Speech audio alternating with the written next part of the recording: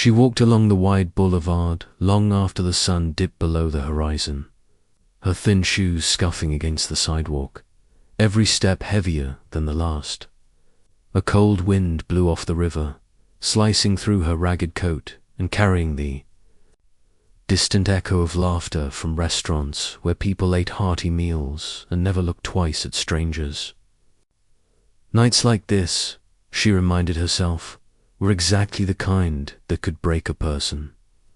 Hunger was a constant companion, gnawing at her stomach from dawn to dusk. Some days she wondered if sleep was just an illusion her body invented to stop. Thinking about her empty belly, she'd arrived in this part of town days ago, having wandered from neighborhood to neighborhood after her parents' death left her without a home, without work, without anyone to care whether she survived or not. The old shelter had turned her away earlier in the week because it was full, and since then every place she'd approached had done the same. Her fingertips were raw from the cold, and she'd given up hope of finding a soup kitchen that still served hot food this late. So she kept walking, as she always did when she had nothing left to lose and everything to prove. At the corner of a quiet street stood a row of grand houses, their manicured lawns and bright porch lights like beacons of warmth in the night. It seemed almost cruel, the way the world was divided between those who had plenty and those who had none. She pictured a table in one of those homes laden with food, and her stomach twisted painfully. Her breath came out in clouds as she stood, debating what to do next. At last she took a deep breath, clutching the crumpled cardboard sign in her trembling hand. The words she'd written were simple but honest. "Can I clean your house for a plate?" Of food, it was humiliating, but if she didn't ask, she'd never know. Hunger sharpened her resolve so that her voice, when she spoke it aloud, sounded steadier than she felt. She approached the first house, her heart pounding like a drum inside her chest. She hesitated at the wrought iron gate, then lifted her arm to knock. A light clicked on behind heavy curtains, and moments later the large oak door swung open. Standing there was an older man in an expensive suit, his hair neatly combed, eyes sharp and assessing. He looked down at her as though she were an unexpected thought in an otherwise perfect evening. She opened her mouth to speak, but all she could manage was a frail whisper, the sort that barely carried over the distance between them. "Can I clean your house? For something to eat?" The words sounded worse than they looked on the cardboard. For a moment he said nothing. There was a flicker of surprise, then a strange softness in his expression and emotion she wasn't sure she recognized. Maybe something close to concern. He stepped aside and invited her in with a gesture.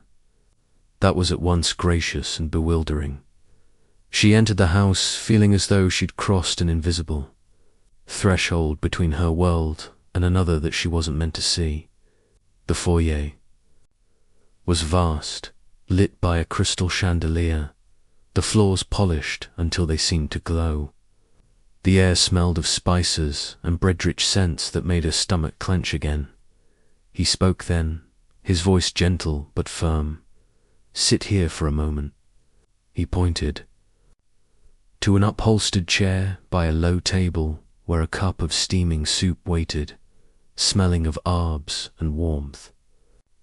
She blinked, unsure if she'd imagined it, but the bowl was real enough, steam drifting upward in waves. She sank into the chair, her hunger making her hands tremble as she lifted the spoon.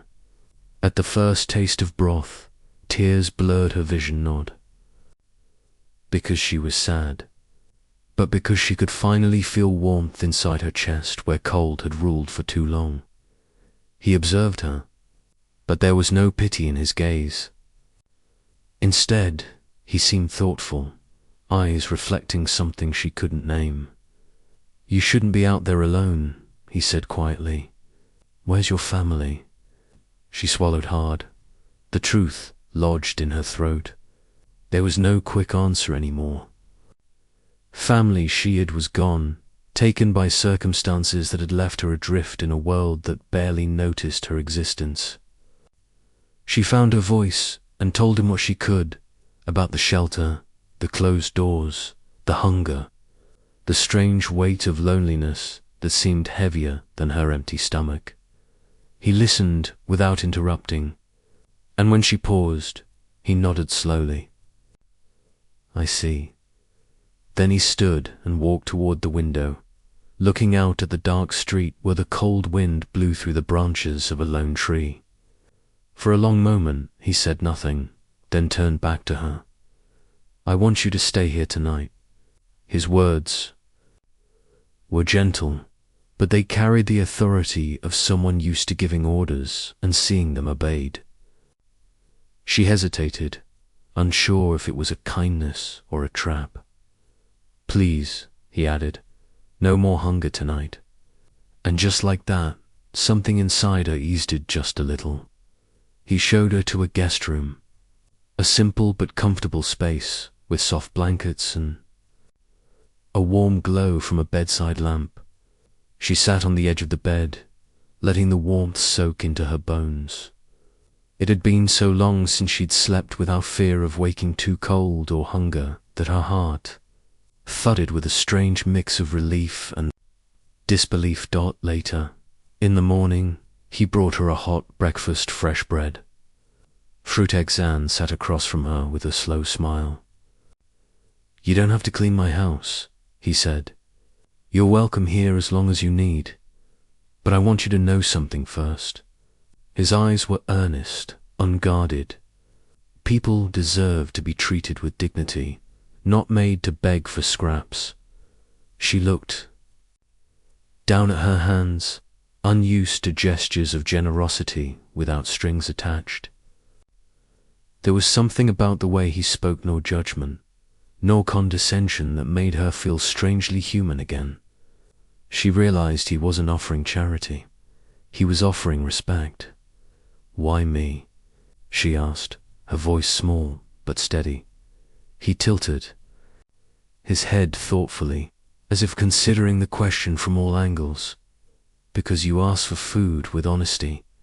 Most people ask for pity, not truth. He paused, and then added, the world needs more truth.